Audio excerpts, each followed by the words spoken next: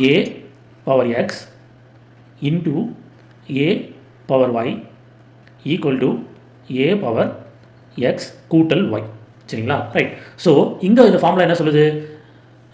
ரெண்டு எண்கள் இருக்குது. சரியா? ஏன்னு ஒரு எண் இருக்குது, இங்கே ஒரு எண் இருக்குது. ரெண்டு எண்ணும் ஒன்று தான். சரிங்களா? அப்படி ரெண்டு எண்கள் வந்து ஒரே மாதிரி இருந்து, சரிங்களா, அதுக்கு பவரில் வரக்கூடிய எண்கள் வந்து வித்தியாசமாக இருந்துச்சுன்னா அந்த பவரில் இருக்கக்கூடிய எண்களை என்ன பண்ணுமா, நம்ம கூட்டணுமா? சரிங்களா? ஸோ இதுதான். ஸோ இதுக்கு ஒரு எக்ஸாம்பிள் பார்ப்போமா? இப்போ அதே போல் 2 வச்சுப்போம். ஸோ 2 பவர் 2 பெருக்கல் 2 பவர் 3. இப்போது இந்த நமக்கு இருக்கக்கூடிய அந்த ரெண்டு எண்ணும் என்ன தான்? சேம் 2 தான் இல்லையா? ஸோ அந்த 2 வச்சுட்டு மேலே கூடிய 2 பவர் வித்தியாசமாக இருந்தால் அதை நம்ம என்ன பண்ணணும்? கூட்டிக்கணும். அப்போது 2 கூட்டல் 3 அது கூட்டிங்கன்னா நம்மளுக்கு என்ன கிடைக்கும்? 2 பவர் 5 அப்படின்னு கிடைக்கும். சரிங்களா? ரொம்ப சிம்பிளான விஷயம்.